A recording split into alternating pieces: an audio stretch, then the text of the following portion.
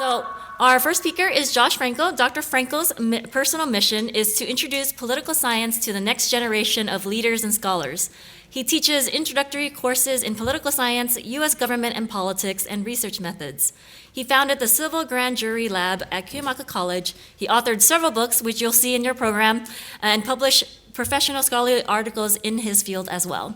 This is just a shortened version of the biography. He has a lot of accolades in there that I will not be able to finish in one sitting, so I wanted to welcome Dr. Franco as he comes and talks about his experience in the Faculty Institute. Thank you.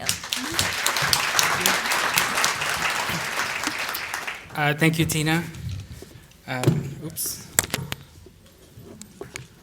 Make sure I don't move this too much.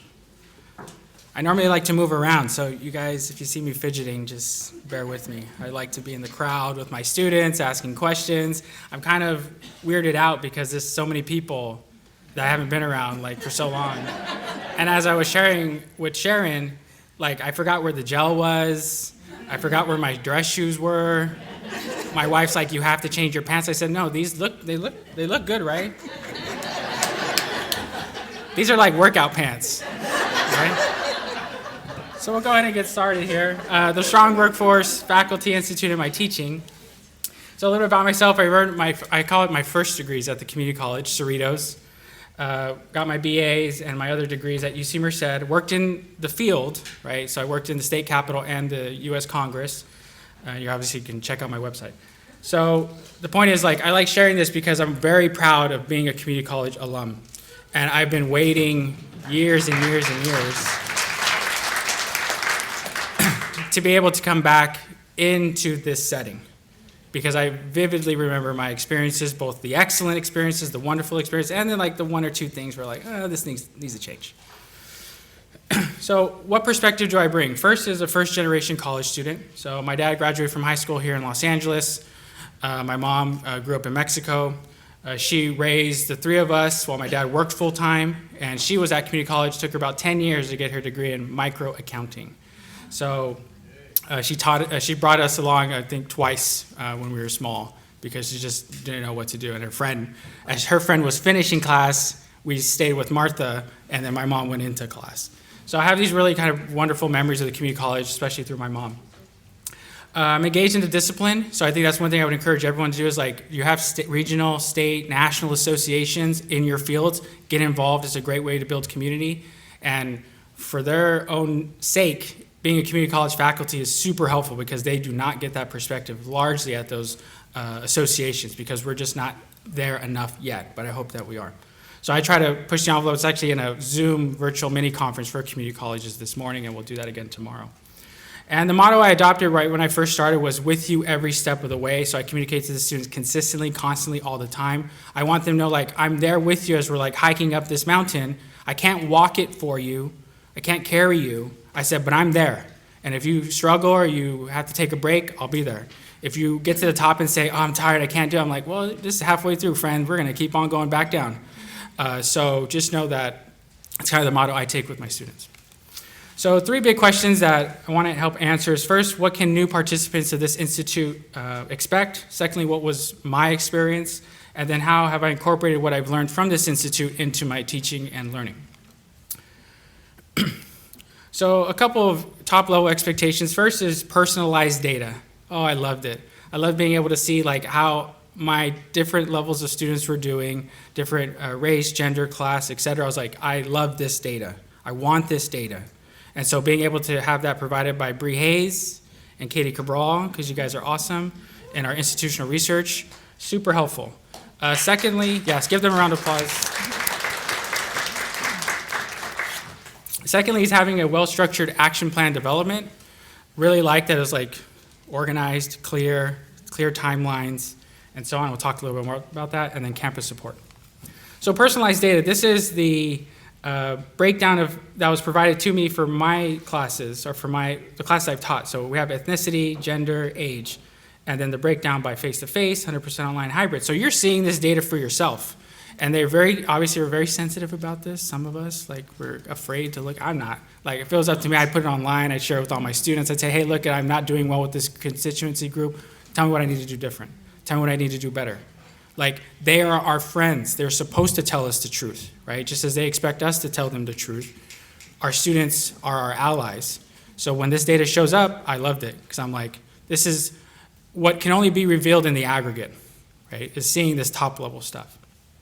So I obviously saw, the percentage of enrollment, by type, and looking at, the gender breakdown and the age breakdown. I was like, okay, right? And then it gets better, keeps moving along. Next on this well-structured action plan development, every, month, 3 weeks, 4 weeks, right? We have these we had a Canvas container, we had Zoom meetings because we were in the pandemic at that point, and we had questions to answer, we had the prompts and the whole action plan. It's so helpful to have that. It's like, thank you for being equity-minded towards faculty, because sometimes we don't even know what we're trying to do. But if you have people who have some experiences, some knowledge, some research and theory that they're bringing to you so you can turn it into practice, right? This is what the action plan development does, and that's what I really enjoyed about it. And then campus support. So Bree, Katie, Raphael, who I had lunch with, he's not sitting here with them, so I couldn't call him out, but wherever he is now, he took off. Raphael's awesome too. Oh wait, I see you. You got to call yourself out, man, when I say, hey, where's Raphael? And then Madison, who just got a job at Point Loma, so she's probably around the corner somewhere doing her job, doing the work of graduate students. But if she was here, I'd give her a shout out too. She was wonderful. And I'm sad that she left, but glad that she got a new opportunity at the university. So we had this Canvas container. But is this not just a Canvas container, right? There's humans, there's people who really care about the work behind it, and they help guide us through this process as a cohort of faculty. So my hope is that your college has this too. If not, I'm just going to invite you to Cuyamaca, because why not? That's how we do it. So what was my particular experience? So here's our timeline, right? We're here, geez Louise. Last time I saw Tina, 2 years ago. I feel like I've just entered the time warp. Like, what is it? The Twilight Zone? Yeah. Anyways, about 2 years ago, we were in that other bigger building.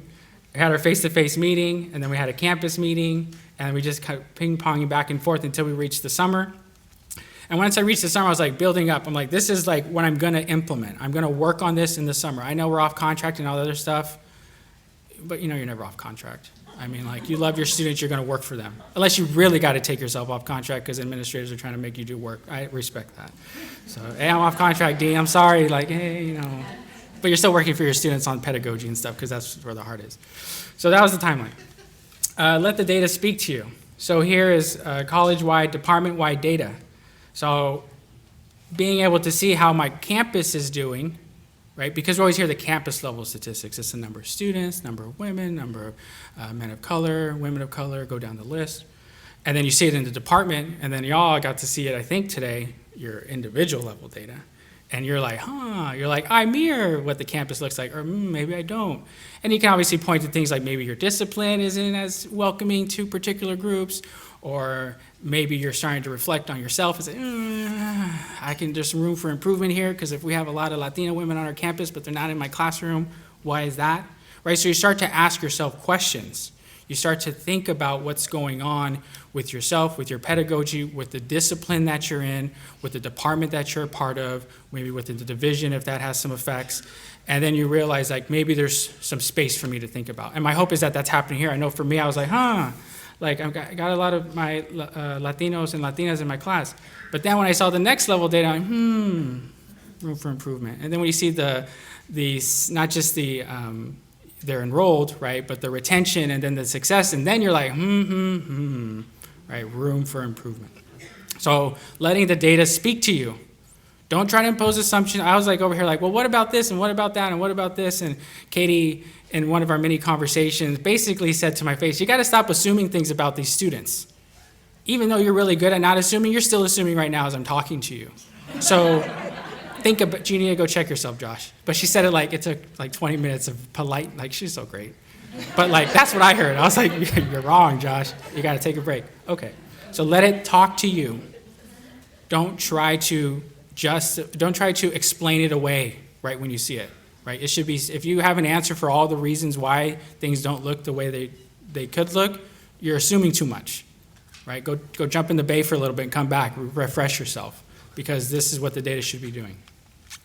Now, we have to remember, right, that the data are numbers, but the students are real. This isn't just like, oh, a statistic. Oh, I remember taking that class at the community and having to retake it because I didn't do it right the first time. Or having to retake it again at the university because I still didn't understand. No, it's people. It's human beings. It's lives, right? All these folks, all my students, this is one class. This is when I first started. That's why you see a small cohort. They let me get away with that when you're starting off, but eventually it goes away. Each of them have a story, and each of them have an experience. And I can tell you the students who were in that class and they left, right? So because the data isn't just in and of itself useful, it's where it's derived from, and that's our students. So what was also helpful, discussions with other faculty. Oh, I love these discussion boards. One of my colleagues, Tony Zambelli, retired economics professor, he just go post away, they get the discussion going, other people start chiming in. And it's like, one post, 2 replies, but it wasn't just like, okay, I'm gonna do my homework and be done. Like, you have to sit there and think about it. So I was reading through my colleagues, Hannah Alcasas' syllabus. I'm like, hey, what about this? What about that? Include this. This is wonderful, that's amazing. So you're engaging in this kind of the nitty-gritty work of working through how you operationalize the stuff that you're learning about and engaging with here in the Institute. Last part, so what have I done to bring all that stuff into the classroom, right? A couple of things. So my action plan, increasing the clarity of assessments, right? I added this is the purpose of this for everything. And you might think, oh, well, duh. No, it's hard. You're like, wait a minute, why did I even assign this assignment? I was like, you know what, this is done, because it has no purpose. I just kind of put it there as a vestige of something in the past. Now you start to introduce new things, you start to give it a purpose, you start to explain it to your students. So you're having a dialogue with them as you're developing your pedagogy. Next, I extended the deadlines. So most of the times I had like a 2-week deadline. It was like, you know what, dude, pandemic, I'm hearing of kids getting sick, I'm hearing of moms and dads dying, this is traumatic, I'm hurt, right? Okay, so I'm gonna keep my deadline? No, we're gonna extend it out. And now that we're getting out of the pandemic, I'm okay with that. I tell my students, it's more important that you do the work than you get it by the deadline. Now, some of you who are like deadline-specific people, like myself, it hurts us. We're like, damn, people need to finish it on time. But look we're training the next generation. They're not gonna have all the answers right away. They're coming to us because they're expecting that we are responsive to their needs. And sometimes their needs is that mom and dad are sick, I have to hold down the fort for the next week. Or wait a minute, my mom just died from cancer, I gotta hold down the fort for the next month. And then they come back to you 6 weeks later saying, hey, can I make up the work? Absolutely. I'm not a deadline machine, I don't get paid by deadline, I get paid by student. I get paid for the success that they experienced, or at least the feeling that they could have made it and they made a decision to not continue with it, fine. You're welcome back the next time around when it's better for you. But I work with them. Established synchronous workshops. So obviously we went online, we're like, oh, I guess we're gonna have to do Canvas forever. Like, nope, I'm available in the evenings. I checked with my wife and my son. I said, hey, can I make myself available Tuesday, Wednesday, Thursdays for like 2.5 hours? She's like, what? No, okay, fine. An hour and a half. She's like, okay, it's fine. I created a new course on Introduction to Politics of Race, Ethnicity, and Gender. And then I use gradebook messages in Canvas to remind students, hey, this is missing, or hey, do you need help, or hey, do you have questions? Like, hey, I'm here. Here's my cell phone, you can text me. Here's my Zoom link, you can schedule time to meet. So a couple of other examples, they had this work-based learning. So obviously at the Institute, Strong Workforce, I'm thinking work stuff, like how do I do office work, or in my field, like political work, or how do you write a bill? So I had that idea, and then I started to realize I have to be more in tune with my students. So I went through this work-based learning program that was put on by Macy Gerber and George Dowden. I thought I saw George here, if George somewhere hanging out. If not, he's probably on a boat chilling somewhere. Because I saw him outside looking at the boats. And so the point is, this is a picture of me with my colleagues in graduate school where we struggled with research design. So then I operationalized that, put it into the classroom. How do you struggle with research design and then getting students to understand it? Cross-tabulated data, oh, Jesus mercy. Katie and Bree can tell you, I have been asking, crying for, like a whiny child, where's my crosstabs? I don't just need to know about race or gender, I need to see the intersection of them. I want to see how my black women are doing And if they're not doing well, what do I need to change to make it better? I want to see how my Latina women are doing, because if they're not doing well, what do I need to change? It's not about them, it's about what I can do better as an instructor to improve their experience so that they feel and they know they can be successful in my classes. And then lastly, the stories of struggle and success. So this is Paisley Williams. She's taken all her online classes with me. She actually wanted to be a nurse, and she was in Soch. We converted her to political science, and now she's at UCLA. And once Dr. Lori Frazier, yes, super round of applause. Once Dr. Lori Frazier, who's an associate professor at UCLA, had to take some time off for family, once she's back off her sabbatical, Lori, I have a former student of mine who wants to work with you. I think you know her name's Paisley. Let's see if we can create an undergraduate research experience for her. Hey, look, I'll even help you. I'll be like I'll turn myself into a TA just for you, Dr. Frazier, because I can help these students be successful in that space so that maybe one day Paisley decides that she wants to be an assistant professor of political science. So with that, thank you very much, and I'm happy to pass over to Sharon.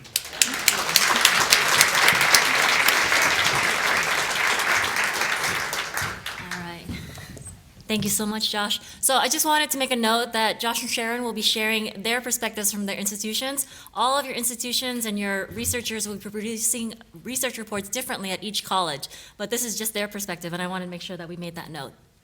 So next up, we have Sharon Sampson. She is the professor in Administration of Justice Department at Grossmont College. She is also the co-coordinator of the Office of Professional Development. She participates in the curriculum committee and sits on the advisory council for the convening task force, which supports guided pathways. Sharon is involved in a lot of professional development opportunities. Again, I can't name them all, but welcome, Sharon, to the Faculty Institute Kickoff. Thank you.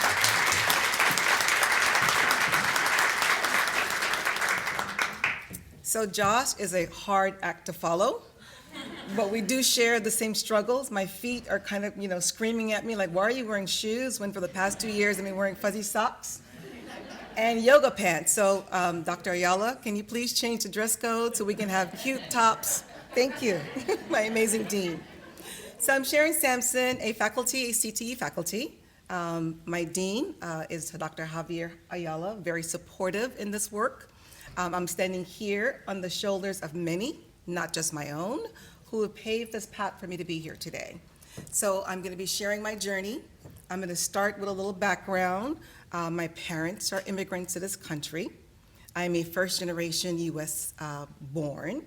So as a young child, I had to learn to be more of an adult in filling out a lot of paperwork and be present in the community where my parents could not be because they were undocumented.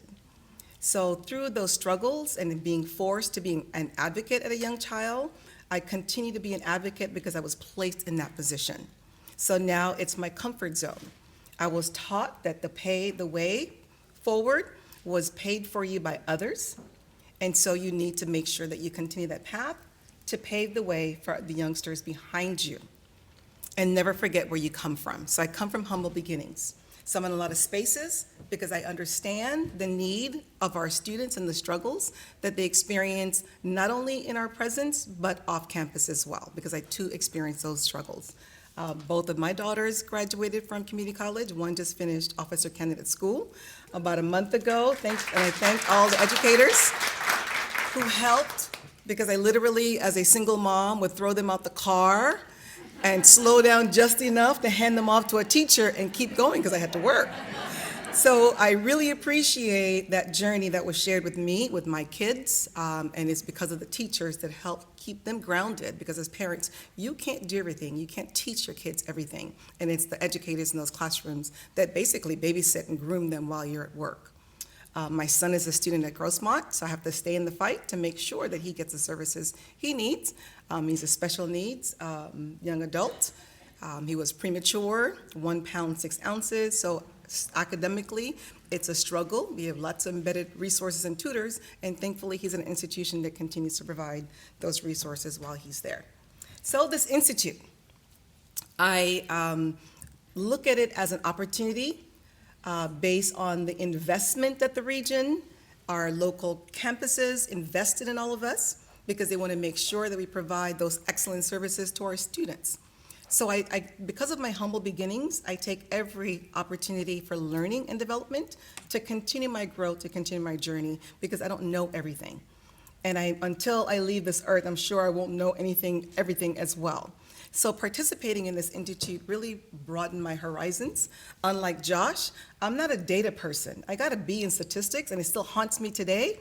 In college, it's intimidating, and I was really concerned in terms of whether or not I'd be able to understand the data, and what do I do with that information to improve my own teaching and learning practices for my students. So I didn't embrace data like Josh did. I looked at it, put it away, picked it up again. Thankfully to Dr. Rodriguez, who was our research person on our campus, that broke it down for us in a manner in which I could understand how to read the data at my level, my teaching level in my own classrooms. So that really improved, and that imposter syndrome that I had, that I experienced way back in college, still haunts me today, really helped me improve how I review data. So I'm just going to share with you. Before I go, like I said, I stand on the shoulders of many, to include where our campus sits. I don't want to be remiss in not acknowledging the Kumeyaay Nation, indigenous tribes, whose campus we actually sit on and the land that we occupy. So I always want to start from that humble space, because there are people before me that paved that path for me, and there are people who are still in the struggle to continue forward. So I'm going to go over data review, my journey, and what I'm doing now, and how I continue to try to improve what I do in my classrooms and my students and beyond. I'm on lots of committees because I know I need to enter that space. One of my mentors told me, don't cry and complain about all the work you have to do, because you're not going to be lynched, you're not going to be arrested. All of the struggles that people experienced before you, your life is not working today, so suck it up and do what you need to do, which is what I do now, right? So the data. So Dr. Rodriguez, I know Veronica's here as well. This is how simplified, and thank you so much, that I can understand based on the Workforce Institute and what they were expecting us to complete, and really take a deep dive versus that anecdotal, review of what you think's happening in your classroom and who is actually sitting in those seats. You make assumptions based on what people look like. I do it. People look at me, they see an African-American woman. Well, my parents were immigrants. While I identify as Black, some of my siblings identify as Latino, Latinx, because my dad is from Honduras. So you don't know who's sitting in your classroom. I'm comfortable in identifying and making sure people know who I am, but you don't know who's sitting in your classroom. So this data really helps you. It helps you at least understand some of the cultural makeup, the demographics, to know how to support your students. Not necessarily to change the trajectory of what's happening in your classroom, but really meet the needs of each individual person that's sitting in those seats. So in 2019, this was the data that was pulled for me to give me a comparison for one of my classes, which is AOJ 110. It's an intro to administration of justice. Any student who wants to take this intro class, you don't have to be an AOJ major, but by the time you're done, you're going to be an AOJ major, because I try and work that angle for our succession planning. May not necessarily be an AOJ major. So we have different students from different academic journeys coming into our spaces. So this data kind of showed me from fall to 2020. This is the enrollment data. What I really wanted to focus on was, how am I retaining my students in my classroom? Where am I losing my students at what point?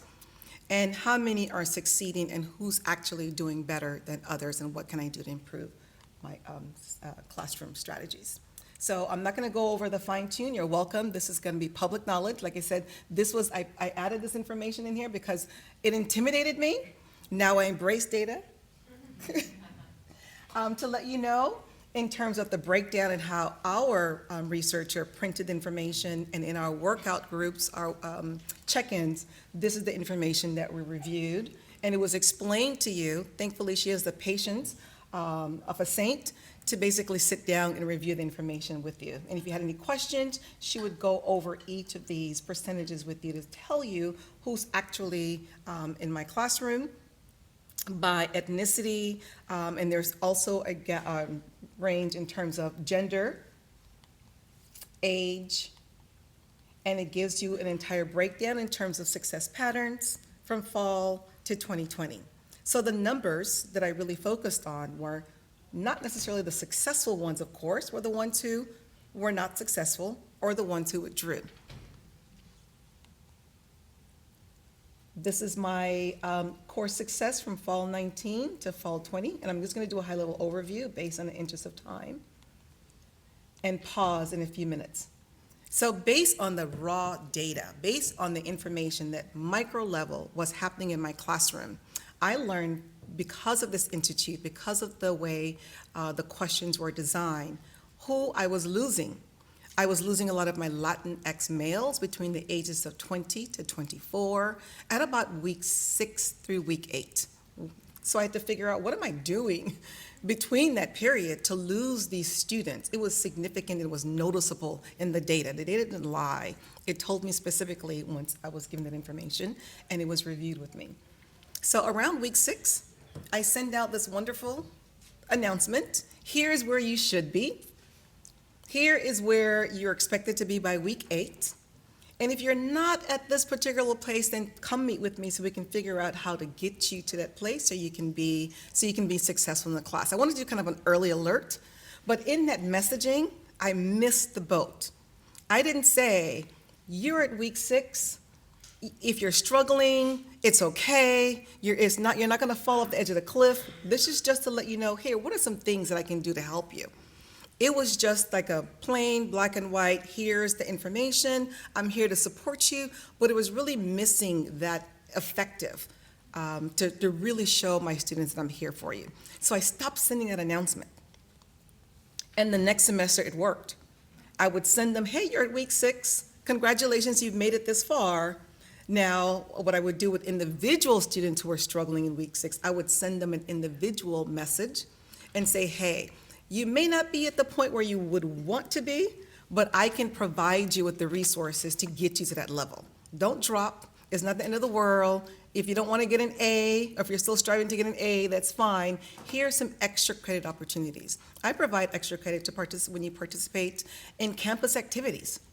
A day in the life of an officer. If you participate, you're still getting that experience. Why not have you get connected to the campus community? It's Women's History Month. If you're participating in an activity via Zoom or in person, you get extra credit. You just have to write a reflective essay. You can write, or you can, record it and email it to me, no problem. However means of modes you want to submit it, and you get the extra credit opportunity. Are you still learning some of those objectives that I'm trying to teach you? Absolutely. I am a faculty in administrative justice. If my students miss an assignment, unlike Josh, I don't take late assignments. However, if we are talking about the court system and you want to go to a court hearing, you get the same grade. If you want to interview a judge, you get the same grade. It's the same experience. It's just not in a written component. I've changed the modality in terms of how students can even submit their assignments. We're structured in criminal justice. There is no opportunity, there's no grace opportunity in our field, but in an academic scenario, you need to have that grace period.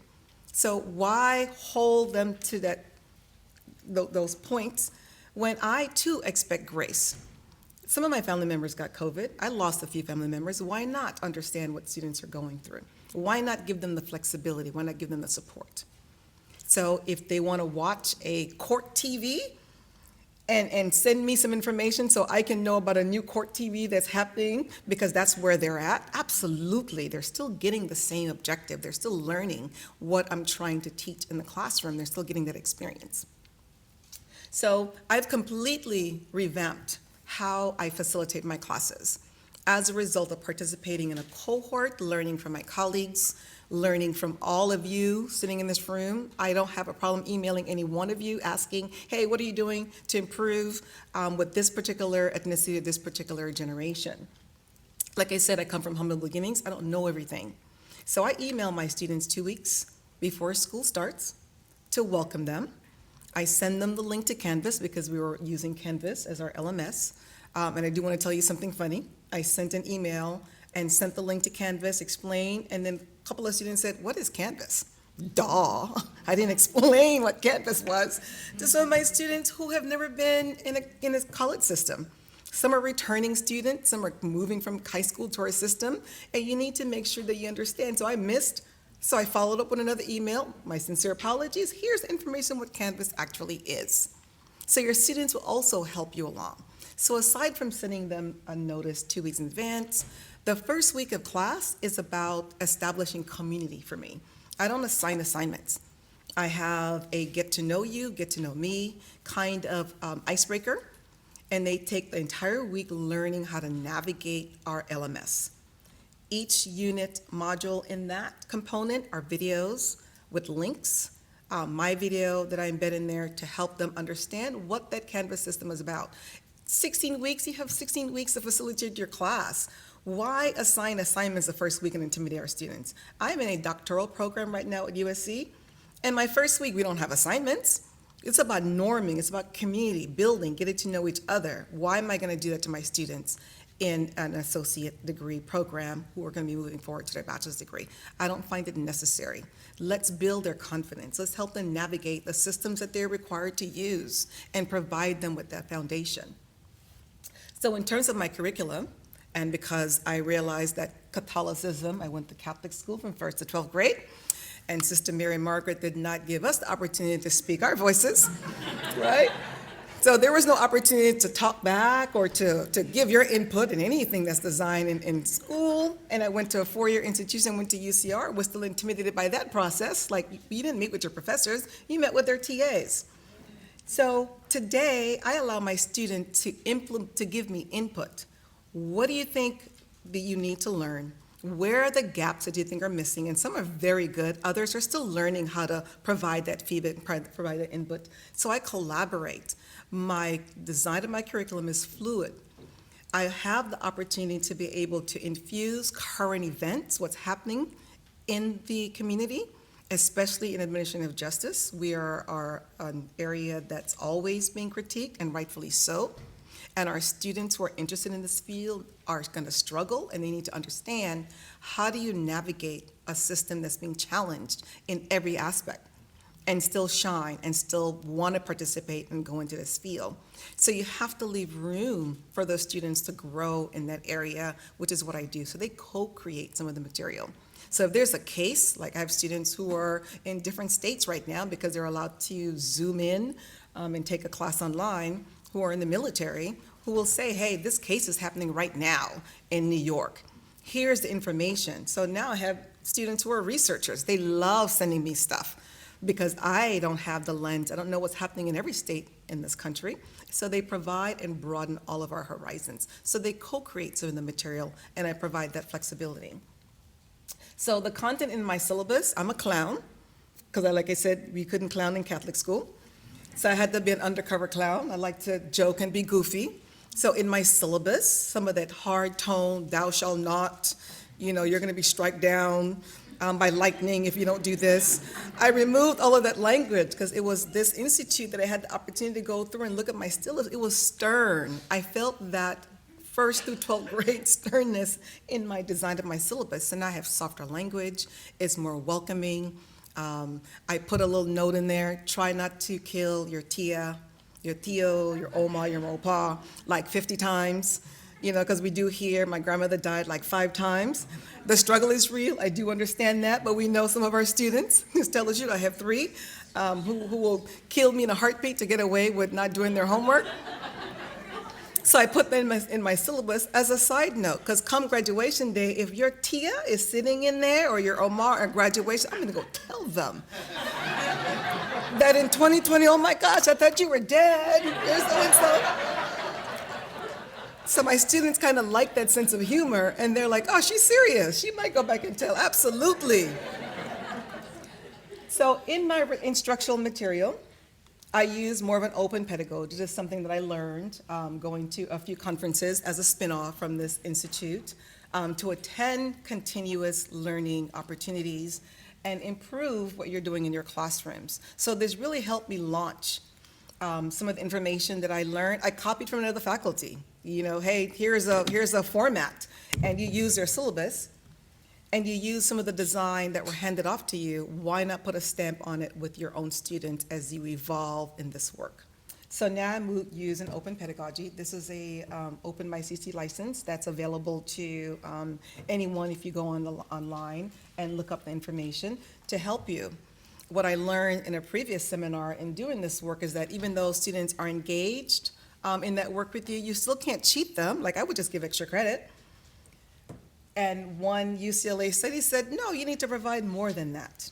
If you're asking students to do extra, you need to go beyond just providing them extra credit. So now I'm looking at creative ways to really bolster and support students who really are taking it to the next level to provide that roadmap for other students behind them. And I explained why. So even in my lessons, I explained every step. When I go back, if I look at whether or not students are grasping, if I have about 20-30% of my students who are not understanding an assignment, that's something that I'm doing, not the students. Am I clear enough? And I'll ask, somebody missed the point in this assignment. What was not clear? And half the time it's because I missed the step. It looks clear to me in my head, and the objectives look clear, it aligns with the assignment, but it's not necessarily clear in terms of the outcome for that particular student. So I'll always go back and redress some of the things that I've done in my classroom. So just to digress a little bit. So one of the reasons why I'm doing this is because I use a textbook in one of my classes, and I always, like all of us, right? You review the information, it aligns with what you want to do, the outcomes, student outcomes for the class. I vetted it, it was written by a community college professor who was at a four-year institution. So I really wanted to tie that and to let my students know, hey, you could write a textbook. You could be an author, you could be a researcher. Well, I did not take a deep dive in some of the case studies. While I looked at the table of content, read all the information, there were a couple of case studies in that book that were offensive to me. One of the examples in the case study was a Latina mom who was a maid. The girl was acting up. She ended up in the juvenile system. The other example was an African-American male who was HIV positive. All the stereotypes. Now, if you have a diverse classroom, why continue the stereotypes? To have other students from any culture continue to look at others and other them in a negative way because it's written in black and white in your textbook.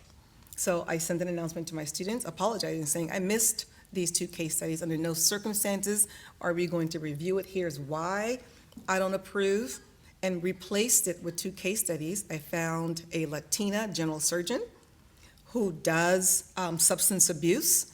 That was her background. Put a video with her highlights so my students can see they could be a general surgeon, and provided the same information that I was trying to articulate without that awful case study. And the second one, I found an African-American male general surgeon, so my students can see themselves in those roles in a positive light, and other students can see that there are Latinos, Black people who are doing well, who are not in the criminal system. Every picture in some of those books were being shown to people of color in handcuffs. I wanted to change that narrative, because those students in those seats need to see themselves on the walls when they walk in those facilities as the chief, as the deputy chief, or as any other layer of employee. Even if you are the housekeeper, you still want to be proud of who you are and who you work, what you're doing, but if it's shown in a negative light, then you're not going to feel comfortable about being represented like that in a textbook. So I went away, I'm not 100% there yet, it's a journey. I still hold on to some of my textbook, even though they're expensive, but my students have an option, and they know that I'm working hard to make sure that by the fall semester, there'll be zero textbook in all of my classes, because I don't want them to pay that exorbitant cost. Thank you. And as a mother who pays for textbook every semester, I cry and I complain about some of you sitting in those seats. Yes, I do, because it's expensive. And while I have a good job, thank you, community college system, I don't want to spend $400 a semester on textbooks that I know my son will never use again. And if he has 3 or 4 of them for one class, he gets to read 3 chapters out of one class. Please help me and help my budget, because it's expensive. So think of today, how much gas is right now, right? We are privileged. I can complain about $6 to put per mile in my tank, but I'm still privileged. I have a car. What about students who don't have a vehicle? Thank you. All right. So I do curated lesson plans. I do renewable assignments so my students can see themselves in the things that they create for assignments for other students who are coming in for the next semester. Before I left here this morning, or traveled here this morning, a student emailed me and said, hey, I found this great movie on Netflix. I'm like, it's great, but not all students have access to Netflix, but I'll provide as an extra credit opportunity. So they are really, really involved in creating some of the information for this class because they too want to leave that stamp. And I want to be able to, when I write those letter of recommendations for them to go to SDSU or Fresno or San Marcos, that they, in that letter of recommendation, I note that they are actually co-creators of some of the assignments for the next generation. So it really makes them want to be involved. And for those who are shy or quiet, I changed the modality of how I accept assignments. Like I said, I'm structured. I went to Catholic school. Law enforcement is structured. There's no wiggle room. But now I allow my students to do their assignments via video. I love it. They can do a PowerPoint. They can do an essay. If you know anything that the pandemic has taught us, we have to be flexible. Even the courts went online. I didn't know any of those judges could do online, but they did. Well, why not let our students have that same opportunity? If we are asking for grace in vaccine mandates, coming back on campus, being off campus, why not give them the same grace?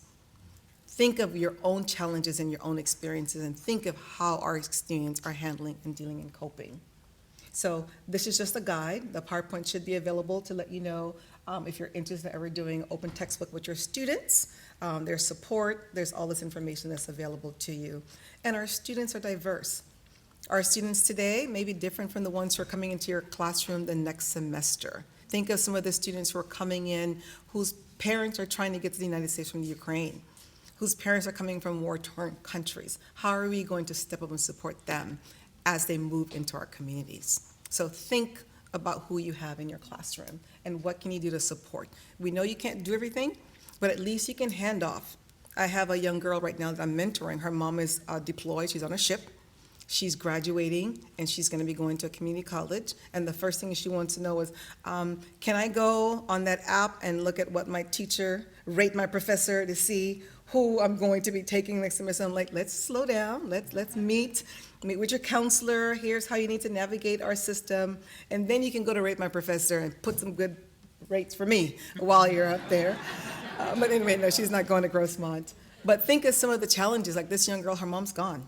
Her mom has been on the ship for 6 months. Her mom's not expected to be back until closer to the end of the fall semester. So she cannot go to a 4-year right now because there are younger siblings in the house, and dad is right now a single dad. So she needs to stay home and go to community college. So we need to make that experience for her as enlightening and inviting. Mom's gone, and she has to be like the lady of the house, taking care of the other siblings to help. So think of those type of students. So I'm going to leave you with a quote. Education is the most powerful weapon which can cause you to change the world. I truly believe in that because I would not be standing here today if this did not help me get from South Central to here with my parents coming from a different country who are afraid of the system here because they were undocumented. They were always afraid until they got the documentation, always wanted to blend in. I was the only one that had to be out there because that fear and threat was not existent for me. So thank you very much for your time. I really appreciate you, and thank you for the opportunity.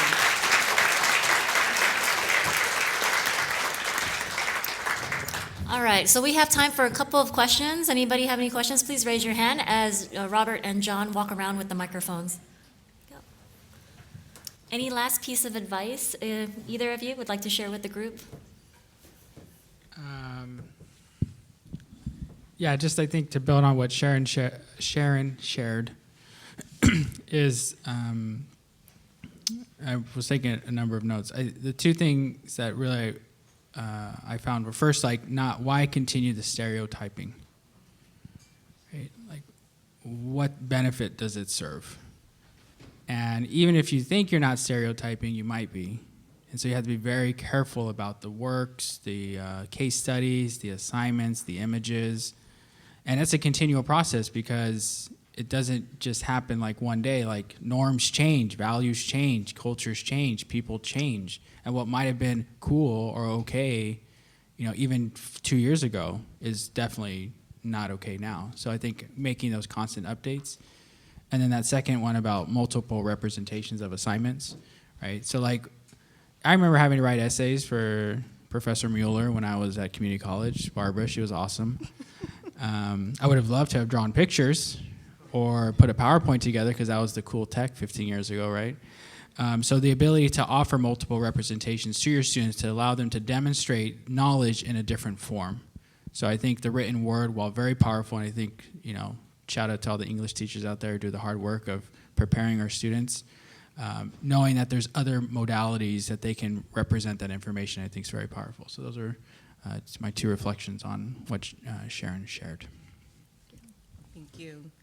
And just to piggyback on my colleague, my amazing colleague, what I remember about him, because in terms of internships and the ability to be able to have your students be exposed and being impressed with the fact that he was able to do an internship at the state capitol.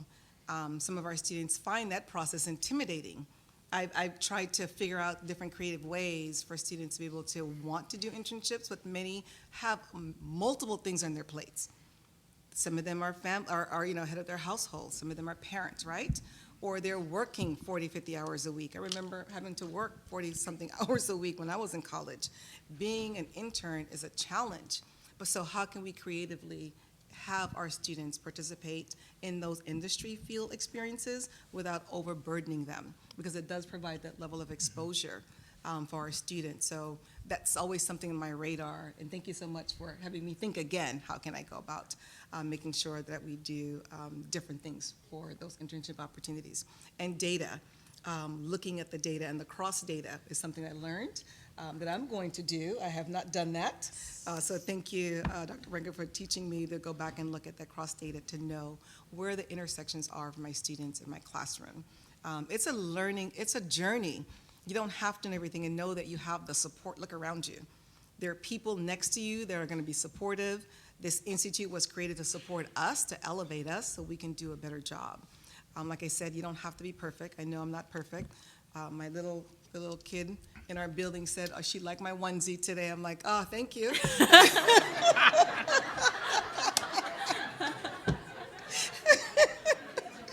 I thought I was looking good when I was leaving this morning, and she caught me and said, look at my onesie. So have an opportunity to laugh at yourself and know that there are people here to support you, because you're not in this alone. So thank you. Yeah, absolutely. Any other questions from the audience? There's one. Yeah, he'll bring the microphone to you. Yeah. Mm-hmm. So I love that these are opportunities for individual faculty to attend, and not everyone is going to be here. And a lot of times this work is done by people who are already motivated and inspired. But if we're going to make like real institutional, cultural shifts at our colleges, do you have any insight on ways that you yourself, or maybe you've seen in the institution, that has changed like structures that would scale the adoption of these practices so that every instructor is implementing some type of best practice? Because I think that's where some of the institutions struggle. Like, we can get some people on board, and some people are never going to be on board. So how can we change some of those practices, policies at the institutional level, so that it almost is like, if you don't do this, maybe you shouldn't be here. You know what I mean? Yeah. Here is my take on it starts somewhere. So if those who are interested, at least we can embrace and then share that information out by doing professional development, especially during Flex Week. So we can take this and then provide those training opportunities so they can hear it more from your own journey and your own experience.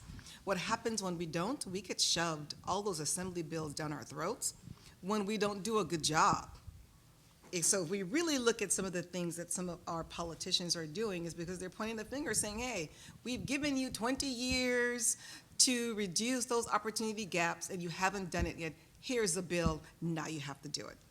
So if we look at it and reframe and really work at what we're missing, then it'll be those opportunities too. So I take that as a challenge to help some of my colleagues along, just like some of mine have helped me along that journey. So one of the reasons why I applied to be a co-coordinator for professional development is because I understand there's a big need for that, and to be an advocate for that. So that's a huge. So are all people jumping on board to want to go down that path? No, it'll take slight little pokes and nudges as you go along the way, and it takes each one of us to help each other out. So I hear you. I know exactly what you're saying. Yeah, so I'll be, I won't be mild. Anti-racism training, anti-sexism training, cybersecurity training, because apparently we're getting phished anyways. Reaching out to students on day -3 or -7, right, a week before, to ask them what do they need, what do they want, how can you support them. For our colleagues who aren't in the room and aren't in the room by choice, and they maybe even saw the opportunity to say, I don't want to do that because I don't want to, fine, right? It's, in my mind, an emergent process. So it's up to faculty, it's up to staff, it's up to administrators to do what they can do in their space or in their domain to push the envelope and to not be shy about the needs of our students, knowing that it's changed very dramatically since I was a student 15 years ago. And I think when I was in our Equity-Minded Teaching and Learning Institute at my college, I shared with the group, I said, this is the people who wanted to be here. I said, I'm 1/20th of a student's experience, maybe, right? Because they'll take the one American government class with me because it's a CSU requirement, and they probably want to learn about government a little bit. But I can't do it alone. So I will reach out to colleagues who I hadn't seen there. How are you doing? Build relationships, build bridges. Hey, can we partner up? How can we do the work together? How can I share resources? Hey, we have a student who's both in our classes because she told me what her schedule was, and maybe we can work on something. Like, I think you have the top-down approach, and then you have the grassroots approach. And at this point in my life, because I feel like I've been in this fight since I was a student, is like, I'm not going to worry. I'm not going to let the 20% of people who don't care about what we're trying to do in helping support and help our students succeed, all of them, right? Not just the modal one or the one that we're used to seeing be successful. And I'm going to focus on the potentials, the possibles, the people who are actually doing the work, and then find my layers of community to support me in this effort. Because if I get too bogged down in the people who aren't here and don't want to be here and are actively resistant to what we're doing and changing our institutions, then I'm just exhausting my energy. They don't deserve that. Who deserves my energy are the students, and they always have and they always will. And my hope is that whatever got you all into this business and into this career and into this life path is just remind yourselves of why you're so passionate to begin with. And luckily, I think for all of us, that's easy. Just go start grading the homework that we have all to do. Oh God, I have so many. But I was leaving comments. This is great. This is wonderful. This is good. Hey, work about this. Hey, you forgot this part. And just knowing that each person, if you give them the kind of attention and love they deserve, they're going to be successful. So I just keep reminding myself, yeah, there's the naysayers, there's the no-do-gooders who want to turn. And I know politics. I worked for a politician. I love this kind of stuff. But I know how people use it, too, to turn it against efforts to make changes that are responsive to a new community or changing demographics. And I'm happy to push back on that. It's a lot of fun.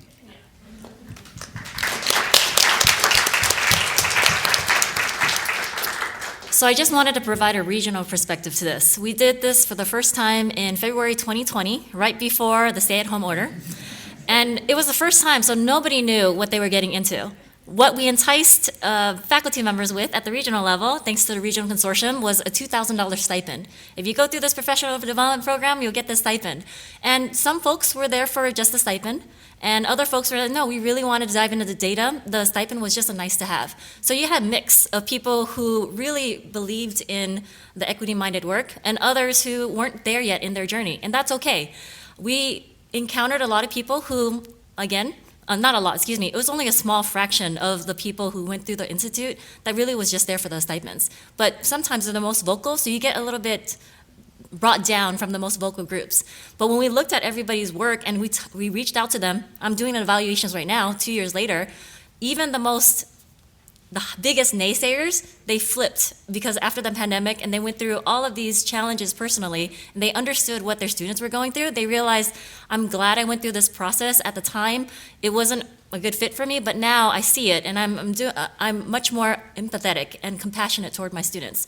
So don't let a couple of naysayers, or lack of a better term, bring you down. If this is a great fit for you for an institute, great. If you're just here for the stipend, but you get these data literacy skills, also great. So whatever level you are at your journey, it's okay. We're just happy that you're all here together and that we're finally getting back into the work and helping our students. So I appreciate you all being here.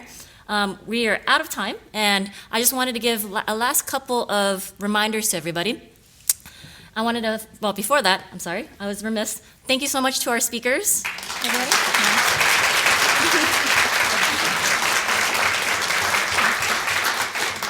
They're excellent, and you have an entire alumni of cohorts from each college that you can reach out to. We have only 2 stories here, but we have hundreds of other stories across the whole region of another cohort. So I thank you all for joining us, and quick reminders, your assignments are due September 14th, those online forms, those reflection questions. But there is wiggle room, so if you don't finish it by then, we'll check in with you for the next 30 days, and keep bringing you, right? And then 2 days after that, we have that wrap-up event. So we'll be back here, I believe, right? Regional Consortium folks, excellent. And we'll see you then, and hopefully you'll get to share a piece of your journey with us then.